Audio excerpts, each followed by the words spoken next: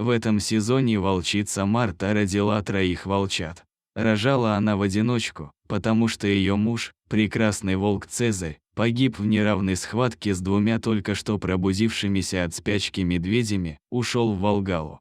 В то время было плохо с добычей, а медведи как раз недавно загнали и освежевали молодого лося.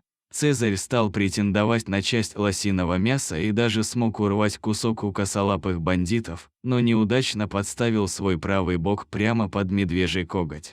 Второй Мишка, увидев, что конкурент ранен, добавил ему на орехи. В общем, раненый Цезарь не смог доползти до логова, умер по дороге.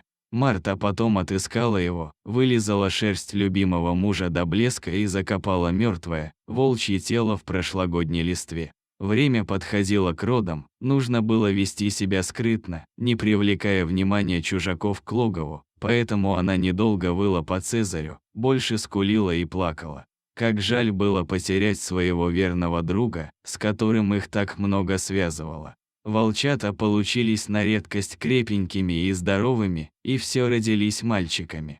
Как будто природа решила восстановить справедливость и подарить миру взамен павшего Цезаря 3 его прекрасных сыновей. Глядя на волчат, как они играются, Марта отаивала душой и любовалась ими. Даже не сомневайтесь никогда в том, есть ли душа у волка. Конечно, есть. И душа, и память, и огромное, смелое сердце. Волчица убегала на охоту, оставив волчат одних в логове. Скоро они подрастут и пойдут загонять добычу вместе с матерью. А пока, сидите тихо, пока мама не вернется. Вадим жил в деревне неподалеку от леса, где Марта родила своих серых сыночков. С детства он любил охоту и частенько охотился почти в тех же самых местах, где охотилась волчица. Но она вела себя тихо и скрытно, и Вадим никогда ее не видел, не слышал и даже не чувствовал ее присутствия, хоть она была почти всегда неподалеку.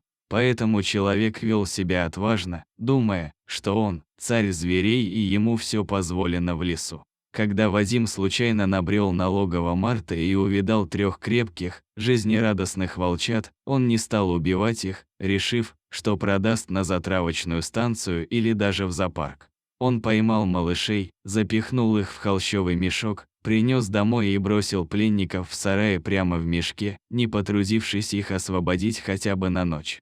Марта вернулась в логово и не нашла там своих сыночков. Она сразу учуяла запах человека. Найти его по следам было нетрудно. Волчица знала точно, что именно этот человек забрал ее детей, потому что их запах она тоже узнала сразу. Одной в деревню заходить было страшно. Хорошо, что дом Вадима стоял у самого леса. На цепи возле дома сидел лохматый, старый кобель Булька. В деревнях редко держат на привязи сук, никто не хочет возиться с их потомством. Марта не стала раздумывать над тем, почему Булька не залаял на нее. Времени было мало, она сделала под сараем подкоп, перегрызла веревки на мешке с волчатами и освободила своих детей из плена. Так и ушли они вслед за Мартой на рассвете. Булька их заметил и стал лаять, но уже было поздно, волчье племя скрылось в лесу. Когда в конце февраля начались волчьи свадьбы, и Марта опять потекла, то она пошла в деревню Вадима, покрутила там своим серым хвостом перед носом деревенских кобелей, и всех, кто в тот момент не был на привязи, увела за собой в лес. Нате вам закуску, серые братья, пируйте, кровожадные викинги, это ваш час.